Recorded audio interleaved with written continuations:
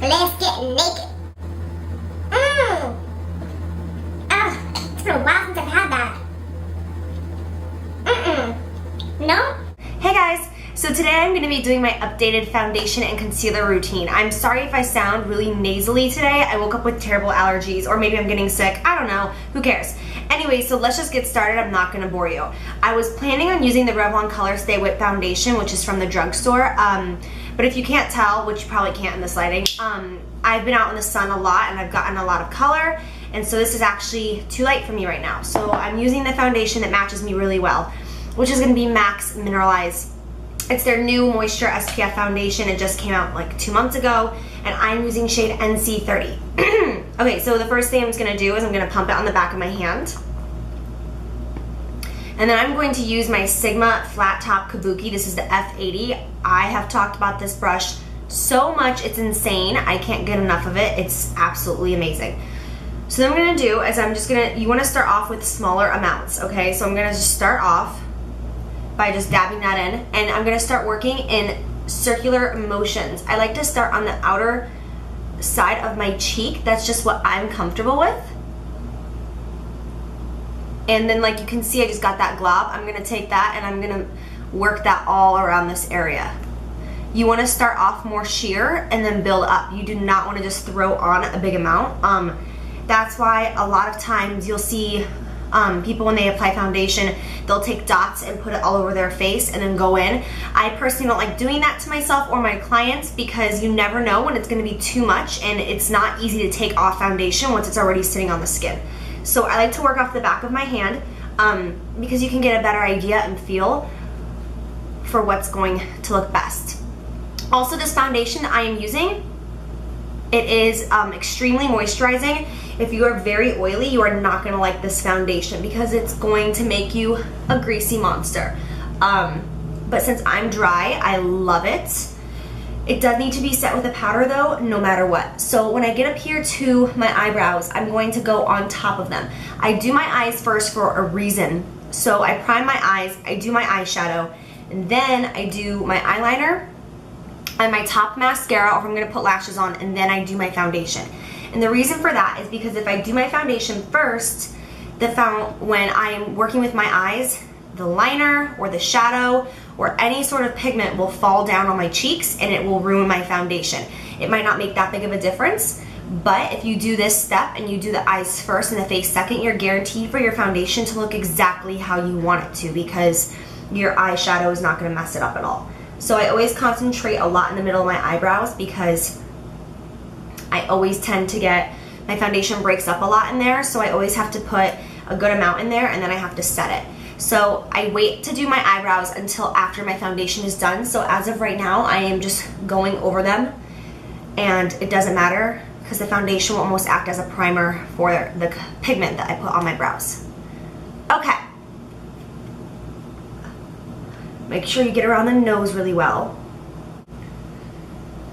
Alright, that's enough for foundation for now. If you have to go back later and realize that, like, you know, you need to put more on or something, you can do that. But as of right now, let's move on to concealer. I have a few of them that I really love, but I'm going to use the MAC Pro Longwear Concealer today because it's going to show up the most on camera because it's very full coverage. So I want you guys to see what I'm doing. NW20 is a little too pasty for me, and NW25 is around the same color to a little too dark. So I'm going to take the two and I'm just going to mix them together on the back of my hand. And then what I will do is take my finger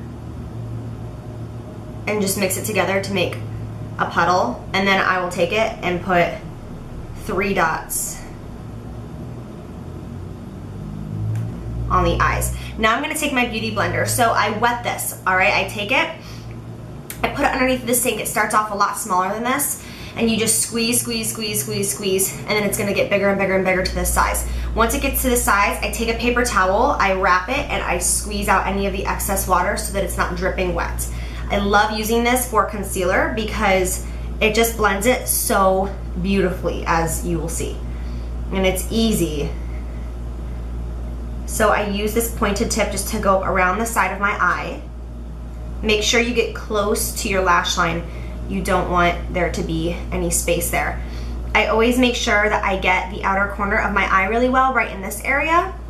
because a lot of times that's where you can tear up and you can get redness there very easily. So I always make sure to get a good amount of concealer right at the outer corner of my eye. So yeah, that quickly, the concealer is completely done on that eye. So you can see I wasn't joking when I say how easy that is. And we'll just do the exact same thing over here. And a very important step when doing concealer is to make sure that you get the inner corners, because you ever see those girls where like their face is one shade and then the under eye is one shade, but then in here is way lighter or way darker. It's because you're not blending that concealer in that area. So even if you just go in manually with your fingers and blend concealer in that inner eye, I recommend it because you don't want that to be sitting there. So I can even take a little bit more off the back of my hand, just a tiny bit, and I'll touch it right in here. Just to make sure that none of that color is different. We want all of this color to move together. Even though like the inner part of our face with that concealer is a little bit lighter, we still want it to flow. We want it to have a very even movement to it so that nothing is choppy or jaggedy. Then because that concealer was a little bit lighter than my foundation, what I'm gonna do is I'm gonna take it and I'm gonna touch it on my chin.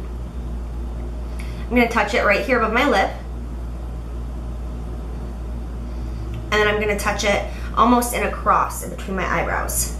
And what this will do is even everything out so that the foundation, I just had such a thick accent when I said that, so that the foundation isn't like dark on the face and then bright under the eyes. You want everything to have an evenness to it.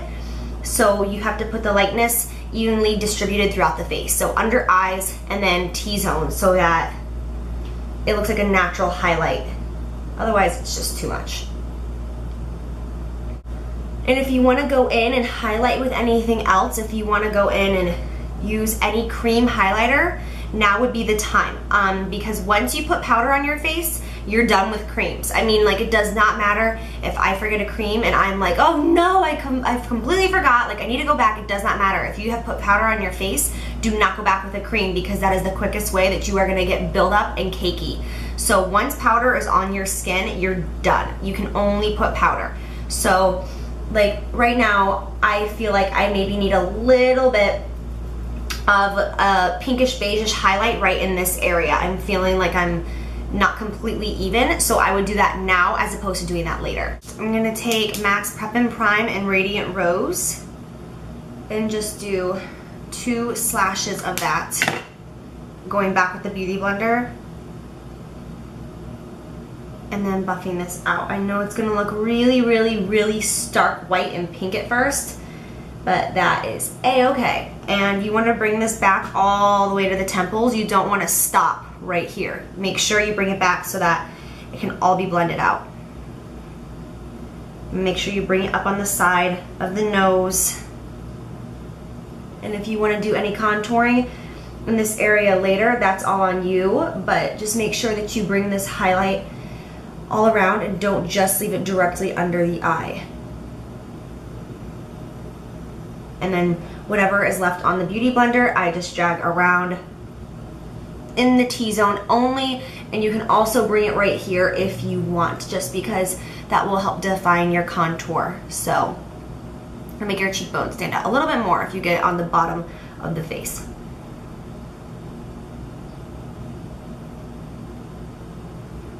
All right, I'm gonna take Mineralized Skin Finish in Medium Plus, and I'm going to just use any brush. This is a Real Techniques brush. I don't know which one, but it looks like so. All my brushes right now are being washed and all over the place. I've been crazy busy recently, so I'm using what I've got. So I'm just gonna take this and I'm going to concentrate on the T-zone. Even though I am very dry, it's really important to set this foundation, especially in the hot winter months, because no matter how dry I am, I may not get oily, but it will move. So I just set my T-zone area, and that's pretty much all I have to worry about. This area is not gonna move no matter what. Plus I'm gonna go in, I'm gonna use bronzers and blushes and put powder on that area anyways. So just a light amount of powder around here.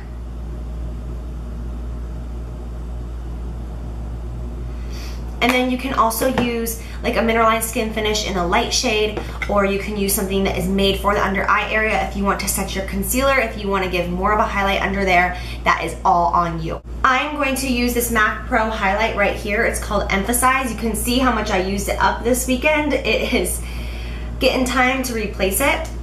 And I'm just going to take a Sigma, what is this, F35. This is a tapered highlighter brush, and I'm just going to get a little bit in there. I'm going to concentrate on the inner corners of my eye and swoop that up to the temple and back down to the nose.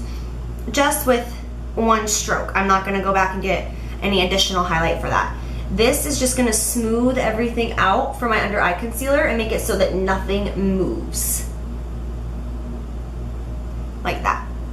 You can use anything left on the brush once again to highlight the areas in the T-zone, and that's that. All right, so now I will go ahead and finish off the rest of my face, and I will be back in just a second.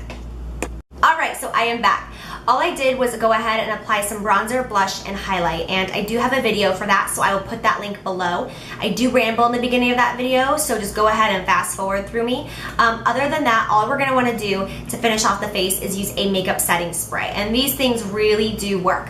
I'm gonna use the Urban Decay Chill Makeup Setting Spray because I think out of all of them, this works on the most variety of skin types. The MAC Fix Plus is great too, but you're gonna wanna use this if you're more on the dry to normal side because this is going to give you a dewy finish.